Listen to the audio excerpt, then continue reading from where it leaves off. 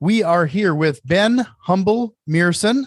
Ben, I really appreciate your time, and to follow along, because there's a lot of content here, head over to cashflowtribe.com for Ben and his team. But we're going to be covering a lot of ground here today because Ben has coached over 2,000 people at this point. It's probably exceeded that by now, and has been in this world for quite some time. But I'd like to spend a little time on mindset and the importance of mindset today, because Ben has quite the story, and I'm going to kind of let Ben lead with that. Tell us a little bit about the story and how you got going on in this whole crazy ride we call real estate investing. Hey, Jack, good to be here, bud. Yeah, so my journey started, I was an immigrant from Romania. We left communism. We fled on foot, became refugees, and I'm the oldest of 9 kids. So my dad came to Canada, and, we just did what every immigrant did, which is work, find opportunity, persevere. We developed a level of resourcefulness very early on. So I was going to be a musician my whole life, loved playing music. And I realized about halfway through university, Jack, that musicians don't make any money. I mean, somebody should have told me that before.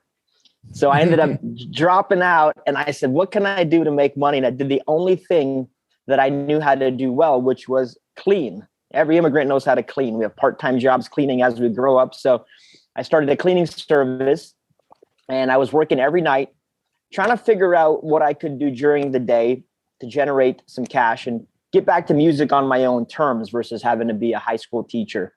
So I stumbled into a couple books, and I kind of got hooked. I read somewhere in a passage, it said that if you want to become a millionaire, all you have to do is buy $1 million worth of real estate and then have somebody else pay it off. Those people are called tenants. I thought, man, that's pretty cool. This seems like a way better vehicle than cleaning carpets. So I realized very quickly in my early 20s that real estate was going to allow me to do the things I wanted to do financially. And the more I dug into it, the more it just made sense to me. I'm not the brightest guy, let's say intelligence-wise, but when it comes to street smarts, I'm just a regular blue-collar dude, and real estate seemed like a very straightforward business. So I just kind of jumped in. I started going to every event. I started going to conferences in Toronto, trying to understand how to get financing, how to find deals, how to talk to people, because I really didn't know anything when I started. So I bought my very first place, and I can share that story at 21. And it's been hundreds of properties in Canada since then.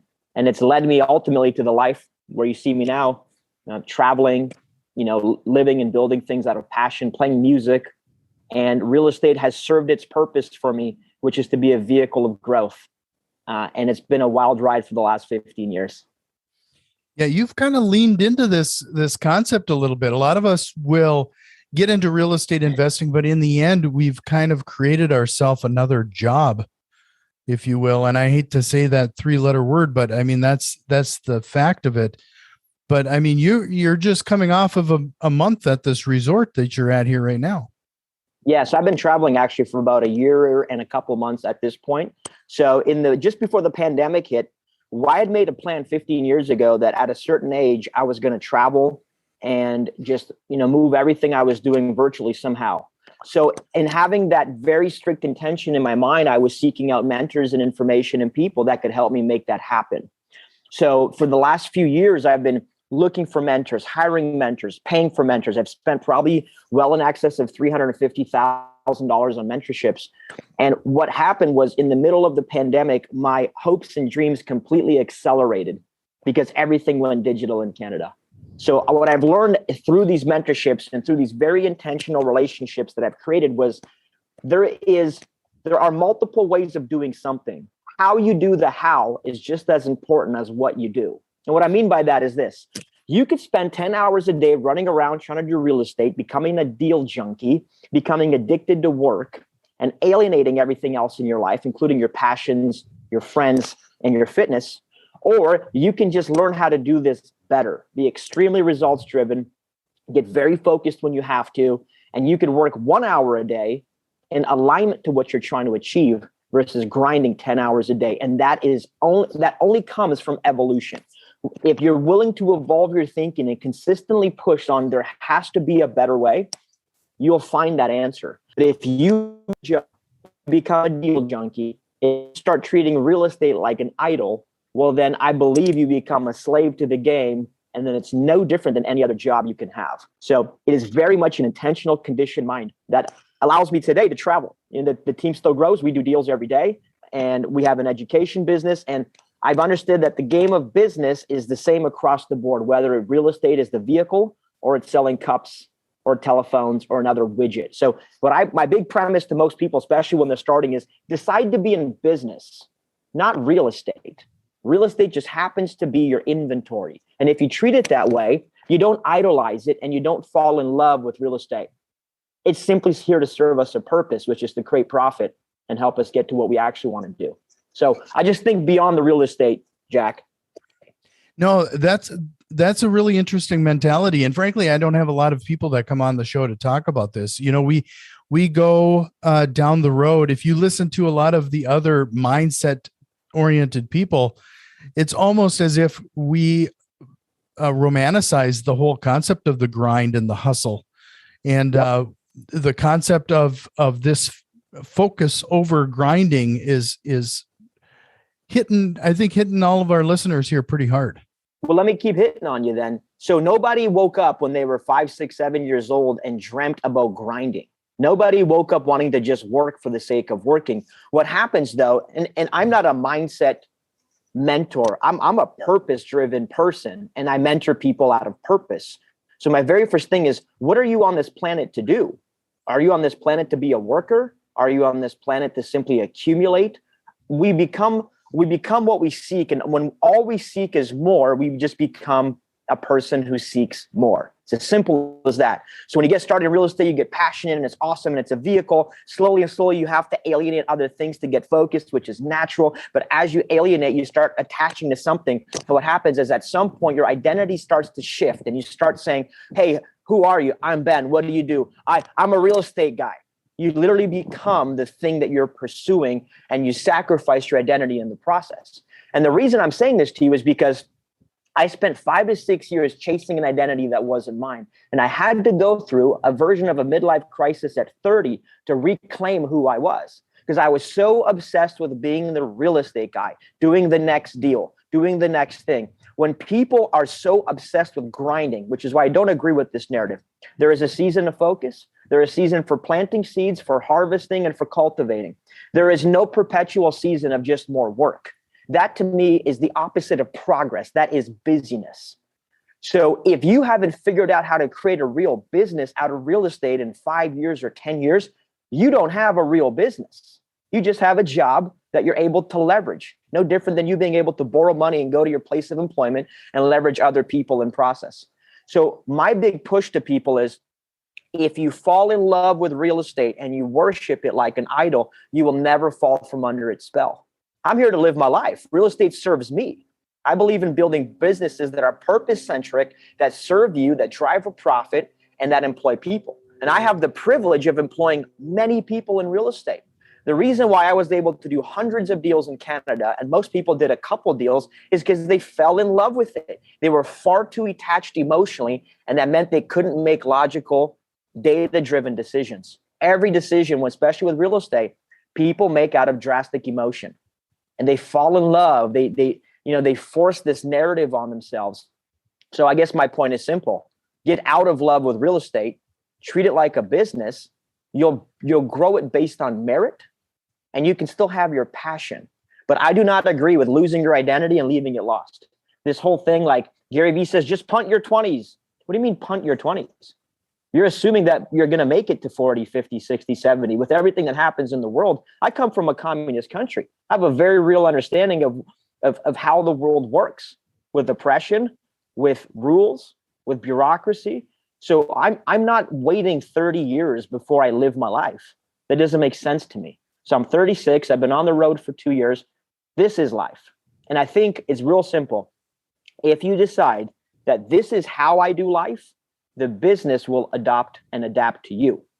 If you don't have standards for how you live your life, then you will constantly be influenced by everything that's coming to get you. And I think that's how people lose themselves. So I'm a defender of my own purpose. That's why for me, this is such a purpose-driven thing. Real estate is an amazing vehicle if you don't let it become an idol. So talk a little bit about the importance then to before you get involved, maybe you need to sit down and define what this looks like? Like what's Sure. the purpose, or what type of exercises somebody should go through?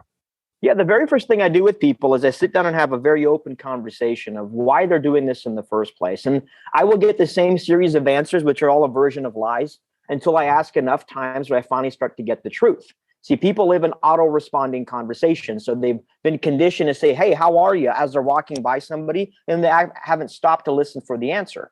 We just say stuff to say stuff. So people go, why are you in real estate? I want freedom. We all want freedom. That's not why you're in real estate. Why are you in real estate? Because I want to be financially independent. We all want that. That's not why you're in real estate. Why are you in real estate? And what I found the most overwhelming answer is this, especially in today's society, because it seems to be the easiest path. It seems to be the easiest, most guaranteed, most certain, most comfortable path to me creating some kind of meaningful financial wealth for me and my family. But nobody says that. So the moment that you know that it's supposed to be a meaningful financial path, I just do a SMART goal: specific, measurable, attainable, realistic, and time bound. If you and I sit down and say, if we put $1 million on paper and we say that we're going to do that in 5 years, meaning your net worth is $1 million, and net worth or equity is the same as cash. We just need to transfer one to the other. And with $1 million, you can invest that proceeds at 10 to 20% per year and generate $100,000 to $200,000 per year. And you can live off that. And that's a good start. Then we need to run towards that without bias, totally based on merit. What strategy do I use? Whatever serves that mission. So I'm a mission-centric person. I think people need to take a second. And this is what one of my mentors taught me, which I think is so profound here, Jack, is that everybody will teach you how to get into real estate. Everybody, every guru, every guy who's done one deal. What nobody will teach you is how to get out. Nobody teaches you how to build a life beyond real estate. And when you die, when you go to your gravestone, what does it say? He bought real estate. She bought real estate. So that's my whole mission here is when you become extremely accountable to the outcome, then you can look behind the vehicle, beyond the vehicle that's supposed to get you there. So that's my tactical advice. And I'm a very big tactician on stuff because frankly, I don't want to waste time. My core values are results, impact, transparency, and community. That's what our entire education company, our purpose-driven company is based on. If it's not results-driven, Jack, I'm not trying to get into anything. That just sounds like busy work. Why don't you just get into landscaping or get into buying groceries for other people? Like, we don't need to get in. We need to be very precise with our activity so we get a result. And if you get a result, well, then real estate serves you. I do believe, Jack, real estate is a very fundamentally simple business for the primary purposes of understanding market cycles. A local market has appreciated 29% in the last year and then 25% the year before that. If you simply get into real estate, meaning you buy the real estate, you accumulate, and you simply just wait, that old principle, the appreciation, the cash flow, the depreciation benefits, all of those elements and the aggregate debt repayment, all of those things really produce a 20 to 50% annualized return or higher. So real estate's not hard. It's a very compounding type of vehicle business, but you need to buy enough of it for it to matter. And you need to be serious about what you're buying. And the biggest point that I think you have brand new folks listening to the show. I work with brand new folks too. It's this. You have been so conditioned to consume in your life that when you buy real estate, you're acting as a consumer, not as a true investor. Because you live in a house, you go to the same bank that you went to buy your house to buy your first duplex. And they're not designed, your traditional institution was not designed for you to leverage it to generate profit. That's not what it's for. It was designed to sell you a mortgage where you're going to live, you're going to pay the mortgage, and you're going to be enslaved to it. It was not designed for you to make money with. So most people play by a set of assumptions that's completely false. They play by a set of assumptions where I need the cheapest possible capital. I'm going to drain my personal total debt service ratio, my TDSR. I'm basically going to save every penny that I have at my job to get 20% down, which is after tax dollars, to buy one more duplex this year to make $200 a month. And $200 a month is nowhere near getting you out of the rat race. So people spend decades to do what they could simply do in 1 or 2 years if they treated real estate like a business. We need to stop consuming. And this will shock most of your people. Stop calling yourself a narrative. An investor's job is to allocate capital, do no active operations, and generate a return. That's it. That's what an investing is. I invest in the stock market. I put money in. I get a return, right? If you bought a duplex and you run there every week to fix pipes and you collect the rent and you do all these activities, you are not an investor. You are a small business owner, but you're behaving as if you're an investor. The only way you can truly be an investor is to do what I do, Jack. Leave and see if it's still there. If it still produces a return and you're gone for 30 to 60 days, we can say that that is investing. So I invest in businesses that I don't operate. I invest in my real estate that I don't operate, because that's what investing is. Now, you're not going to start that way, but we have to remove this narrative that I'm an investor, because that narrative is what keeps you broke. The language we use determines the behavior.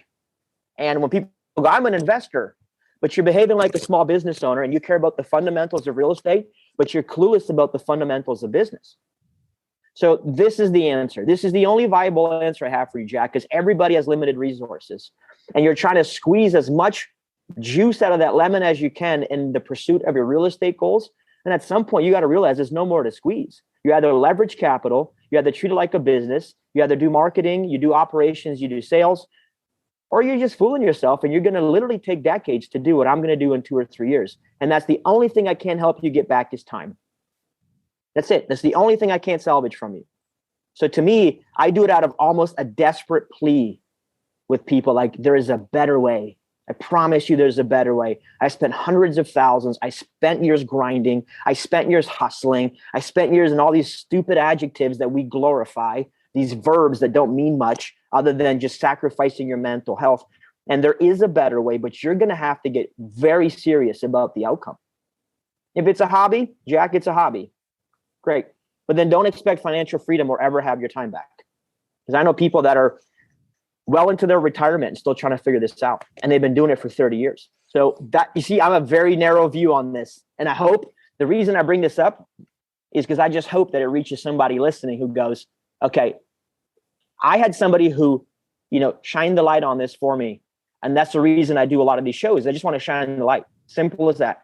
If somebody gets it and I just saved somebody 5 years because now they go on a journey that's going to lead them to the outcome, I'm so thankful and privileged to be in this position to do it. Yeah, this is just, you've provided so much value already in this episode that I hope everybody's paying attention. The concept of doing the SMART goal thing alone is something that everybody has to do. And I know that I'm starting to sound repetitive in some of the things that I say on the show, but one of them is until you put something down into a SMART type goal, like Ben is talking about, it's always going to be a dream. You need to have it on paper. When you put it on paper, that's when it becomes a target. You need to have this type of target that Ben is talking about here. And his approach is spot on. I mean, this is absolutely perfect. Jack, do you mind if I touch on that? When I was getting started, I thought the idea of making goals was cheesy, like, who cares? And you just go work harder and you don't have to write stuff down, and that's all cheesy. And it's just the guru, rah kind of stuff, right? Make your papers, get excited, practice your affirmations, all that stuff. And there's a maturing of the mind that happens. And for me, writing things down is about one clear word, and that's the word intention. See, when you become a person of massive conviction in life, meaning your intentions are aligned, you know what you want and your behavior matches that, then you owe it to the mission to do everything within your power to continue that momentum forward. If you're a person who says to me, I want to be a real estate investor, great. What's the last book you read? I haven't read any. What's the last $500 event you went to? I haven't gone to any. When's the last time you even considered talking with a mentor and paying $1,000 or $10,000 or $100,000? Well, I haven't done any of that. My friend, you have a want, but you're never going to do it. See, we live in a world where everybody talks about desire, and what nobody does is action. See, action will determine what's up. Hey, what have you done towards the success of your real estate business? Have you spent 8 hours to write down exactly what you want in your life? No, I haven't written anything down. Well, then don't waste time. See, wild ambition without clarity is just chaos. That's all it is. So we need to understand the power of the written word, because the written word clearly identifies your intention behind it. It's as simple as that. If you're not willing to write it down, then you shouldn't talk about it. See, it takes work to write things down. It takes work to take action. It takes work to have a hard conversation and say, should I have a mentor? Should I not have a mentor? Listen, I've done both. I've been without and with. I can tell you the only clear difference is things move faster with. That's it. I live in my own little chaotic world without, because I assume that I know. And one of my mentors taught me that there's only two kinds of people. You ready for this? There is the ignorant and arrogant, and then there's the ignorant and humble. All of us don't know. Every single person doesn't actually know. You're either going to be arrogant about it and say, I know what I know, or you're going to be humble about it and go, I know that there's things that I don't know. So I'm a lifelong student of this game. I'm in lifelong pursuit. And I think that that's the reality. When we start, we want the tactical, get out of my way. I'll do it on my own. I'm going to grind it out. And that will serve you for probably a couple of deals. But you're going to lose in the long run because you're going to get addicted to that. And then you're never going to take time for vacation, your family, your kids. You're better off to have a job because you became addicted. And that's what happens. So I believe that if you remain in a humility aspect, there's ambition, which is great. Humility, equal parts ambition and humility. And then another part of proximity to people who are doing what you want to do. And then the last part is a commitment to a dedicated plan. Those 4 parts equal success. A lot of people have ambition, no humility. They're not getting in proximity to people like you and I who are doing it daily. And they have no dedication to a committed plan. So you're literally missing 75% of what I believe is the success formula. So the dedicated plan is the easiest to do, but yet probably the one that nobody actually wants to do. So my belief is we as people in this society feed our flesh a lot. What feels good in the moment? Dopamine hit to talk about real estate. Dopamine hit to go to network events and hand out your business card. Dopamine event to sit around the bonfire with your friends and family at Christmas and talk about your wild ambition. That all feels great. What sucks is actually going to make 1,000 offers in fear without the money, not knowing how to write the paperwork, learning the contracts, learning how to negotiate. What sucks is the actual work. And what I like to remember is one fundamental thing. At the end of the day, we are all humans and nobody actually wants to work. They just want to talk about the work. So this is my push, and then people like it or don't like it. I'll let your audience decide for themselves. I'm just going to tell your audience that most of you will never be successful in this. Not really. You have a mild version of a hobby. And when I tell people that, there's 2 kinds of responses. There's the screw you, here's my middle finger, I'm going to win. Great. I'm glad I could instigate that in you. I don't care if I'm not liked as long as you're doing something with it. And then there's the people that go, yeah, probably right. And those people should really evaluate. Are you sure you want to invest all of your spare time into this? I'm not trying to dissuade you. I'm just saying you need to be really self-reflective and go, if I do it right. Your family deserves it. You deserve it. You deserve to walk around and travel at 35 like I do. You don't need to wait longer because we're in the information age now. We're no longer in the industrial age. Things will continue to evolve quicker. What I did in 10 years, you can do in 2. But you got to follow the path that other people have laid out before. So I'm not speaking from arrogance. I'm speaking out of hope to reach somebody. It's as simple as that. I just want to reach somebody to go, I don't want to waste any more time. No, I want to go back to one thing that you said, that we've been kind of trained to be consumers. Yeah. And you were talking about, you asked people, what was the last book you read? What was the last event you went to? What type of mentorship maybe you've spent in? I've seen this very popular meme. You probably have seen it too online, where it's $1,000 for the new iPhone, no problem. $1,000 for mentorship, too expensive. 8 hours to go through training material, that takes too much time. 8 hours to watch the latest Netflix show, yep, no problem. I mean, that change in priority, becoming a consumer versus getting that mentorship and that information you need. You're absolutely right when it comes to us being trained as consumers, and we're trained even in our school system. And I'm going to be that blunt, is that we've been trained to do this from birth. Are you still there? Yeah. So you're trained from birth. Yeah. To be a consumer. Yeah. Well, again, it feels good. This is why we got to realize there's no real dopamine feeling when you're sitting with your mentor and he's chewing you out for not doing your offers that week.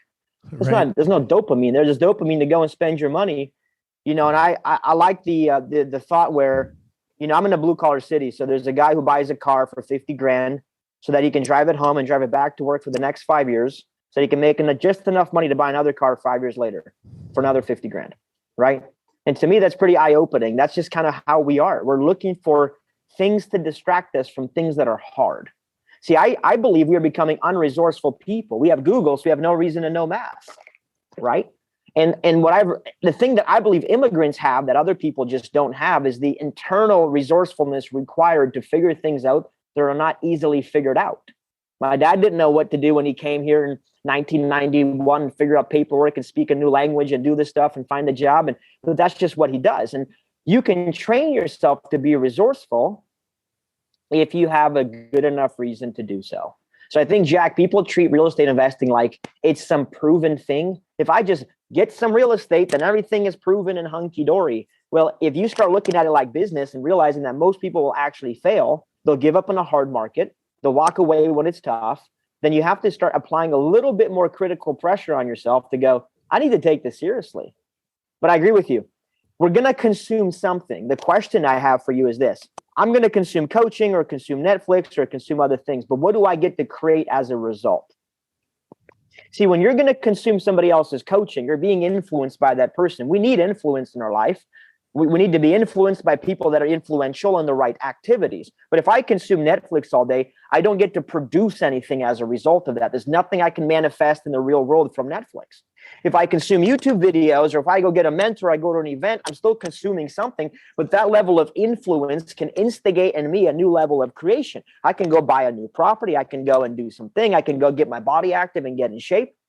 But so I want to recognize that I'm still a consumer, but what am I consuming?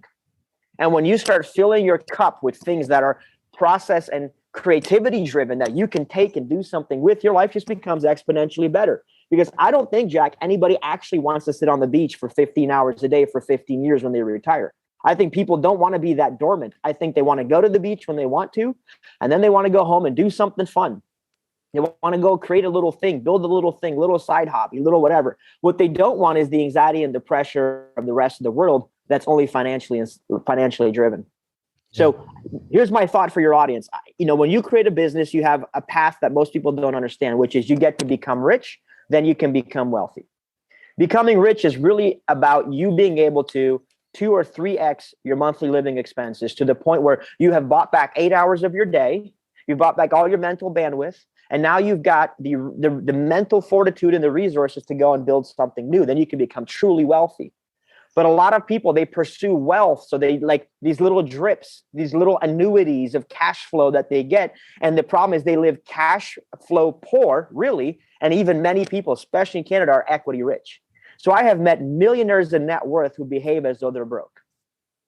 So I have a fundamental principle. Learn how to create a business that takes care of your basic financial needs. And I'm an advocate for living very frugally at the beginning because I did and budgeted every dollar for 5-6 years. Live frugally, master this thing of real estate business so you can become rich, so you can make $100,000 a month, $200,000 a month. Then creating wealth is so fun. It's so fun to go buy properties. My wife just bought a $3 million Airbnb property yesterday. And, we're doing a deal in Vegas. We're doing a deal in Toronto. We're on the phone with somebody doing. So we're 2 different countries doing deals, and it's fun, Jack, because I'm not worried about paying the mortgage. But what's not fun is that one duplex that keeps you up at night, and you start to eventually hate the thing that you're trying to use for growth because we're not good people.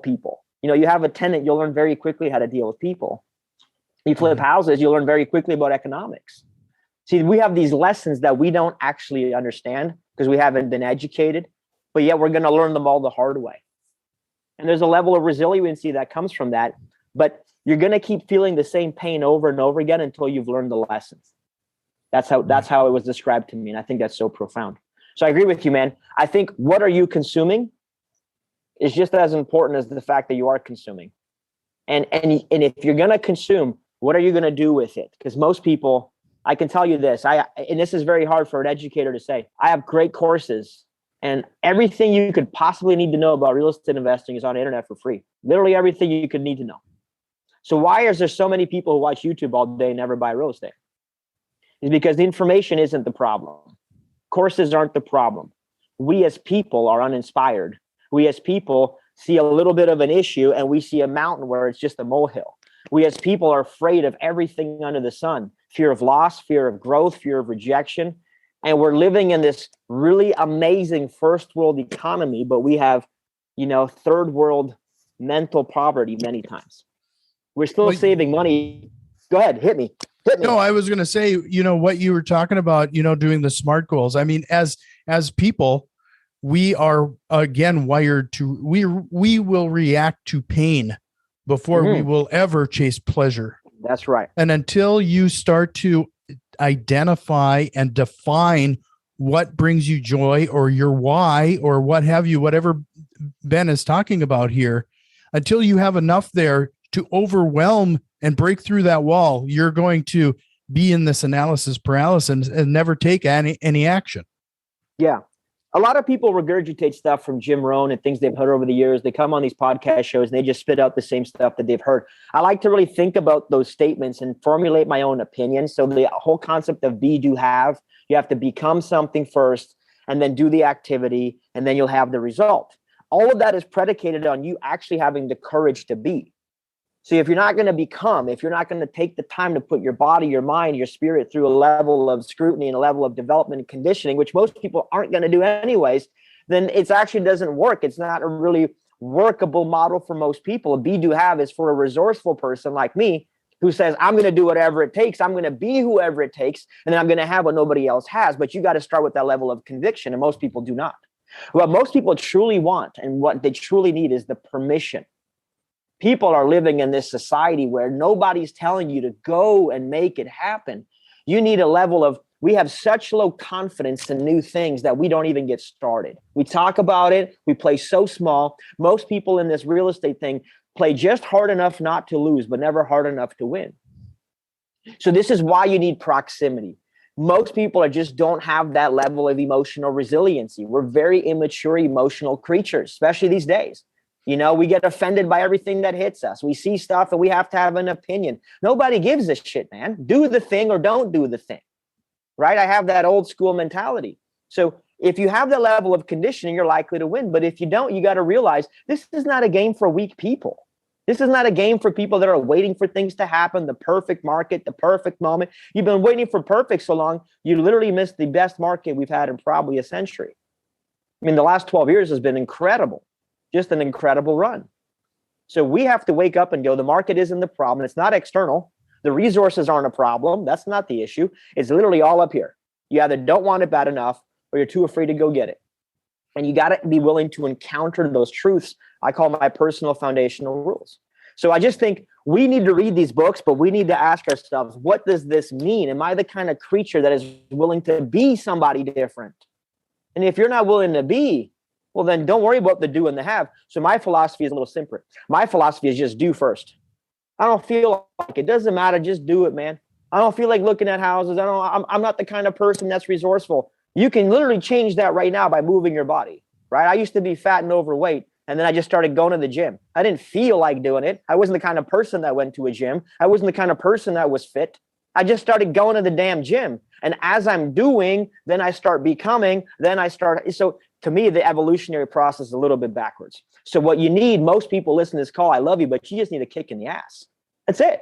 And that's the only thing a mentor will do for you. A mentor will not do the work for you. A mentor cannot guarantee you a result. You're not paying a mentor because you're going to increase something. You're paying a mentor because you literally need to be kicked in the ass from somebody with a great deal of confidence who has executed on the thing that you fear, who says it's not that big a deal. Just get up, go make money. I didn't tell you to get money. I told you to get up and look at one house and make one offer.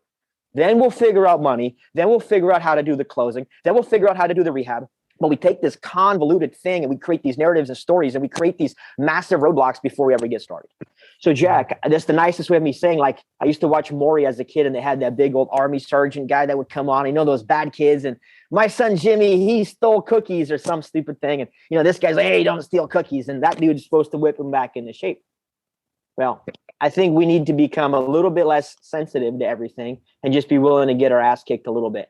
And if we do that, guess what? You get to become resilient emotionally, physically. And as you become resilient, you're going to become the kind of person, the David Goggins kind of person that does the hard shit nobody wants to do. And when you do the hard shit nobody wants to do, you get the results nobody's going to get. Because I got to remind you, 95% of people who start will not finish. Somebody will help you get in. You'll buy a book. You're what we call top of funnel. And nobody's telling you this because they don't make money telling you this, right? They don't make money telling you you're top of funnel, right? But very few people go from top of funnel actually into the bottom of the funnel, meaning people who get results. When I first learned about education, I asked somebody who was in this field, and I said, hey, how many of your students are actually getting massive results? And he said, well, not a lot. And I said, why? He's like, well, because we sell education. We don't sell results. I was literally offended. I said, that is the stupidest thing I've ever heard. So when I started the education, the very first core value was results. To the point where don't join my community if you're not going to work. I'm just telling you, it's not fair to you and it's not fair to me. I don't need your shitty review later. And I don't need you dragging down the rest of the group that actually wants to win. But if you join and you win, oh man, we have the best results in the entire country. Because the people who join, they come with the level of, I'm here to win. And I'm going to put in the work because the information is literally the same, education company to education company. So I know it's tough to say on a call, but like, hey, what's your secret weapon? Kick in the ass. Jack, it's a kick in the ass. Yeah, no. And a lot of people need it. I mean, we've said time and time again, I mean, we invest in real estate. However, the best return on any investment is in personal development and doing what we're talking about, whether it's getting mentorship or the proper training. But you're not going to get that return on that investment unless you take the necessary action. And you keep saying time and time again that we deserve it. You deserve this. At that point, I'm going to go as far as saying you have a responsibility to earn it. Yeah. Yeah. I like, Cardone says we have a duty, right? And I think that's fair. Duty, responsibility, and a privilege. That's duty. So I think we do have a duty to our own success because nobody else will step up. But again, I'll play a little devil's advocate. When I listened to this 15 years ago, I am the customer who would listen to this show. I'm the avatar of the viewer. And I'm thinking, that's a bunch of hype. You tell me to invest in myself. You just want my money. We live with such ego, especially young men in their early 20s, such an ego around what we know that we can't possibly comprehend that there is an oasis, a world that we don't have a clue about. And we'd like, but I know this, and you just want my money, and you just want this, and you just keep telling me the same old hack. It almost cringe to tell people you got to invest in yourself first. The reason I keep doing this is because it's fundamentally true. You're operating in a Windows 95 software, and somehow you want to be the top-notch investor, and you literally refuse to upgrade your software. The hardware isn't the issue. Your software sucks. You have old, outdated software. And when people go, should I invest in myself? Only if you want to grow. If you want to exist, if you want to be busy, if you want to do a few deals and stay at your job, you don't have to do anything. Because I have a fundamental belief, Jack, that everybody is right. If you believe mentorship is a scam, you're right for you. You believe it's not, you're right for you. So I don't convince people of my viewpoint. I live my life. People look at me, they get inspired and go, well, he's doing something I'm not doing. What is it? Then they become open to the answer. But most people aren't looking for answers. They're looking for answers that validate their existing belief. So Jack, I can beat people over the head all day. Hey, pay for mentorship and you'll get way further ahead, way faster. Well, so what I like now, people just show up and go, I'm broken. I've tried this. I failed. I joined another education company, but they didn't push me hard enough because it was a watered down freaking Kool-Aid education. And I need somebody literally willing to kick me in the teeth. Okay, then I'm your guy. I'm your guy because I want you to get a result. I don't need a testimonial. I don't need a review. If you get a result and you win and you pay a coach, let's say $30,000 and you made $130,000 the first 12 months, that speaks for itself. There's nothing else we need to talk about. I don't need to be a nice guy. Just no different than my own deals. Nobody cares if you're a nice guy in the deal making. You just got to be able to produce. You either raise the money, find the deal, talk to the person, solve the real problem. And when you're speaking to sellers, solve a real tangible issue, or you're just wasting time. So I agree with that, Jack, that we as people, I just find are very weak. Prove me wrong. Prove me wrong. That's it. Prove me wrong. Well, I'm not going to be the one to prove you wrong. And with that, this goes back to the tagline of the show, and you can see it in every page of my show notes. You can either put in 10,000 hours and be that expert, or find somebody who's already made that investment, learn from it, and take that action. Ben, this has been a fantastic conversation. You're welcome back anytime. I hope you'll take me up on that invitation.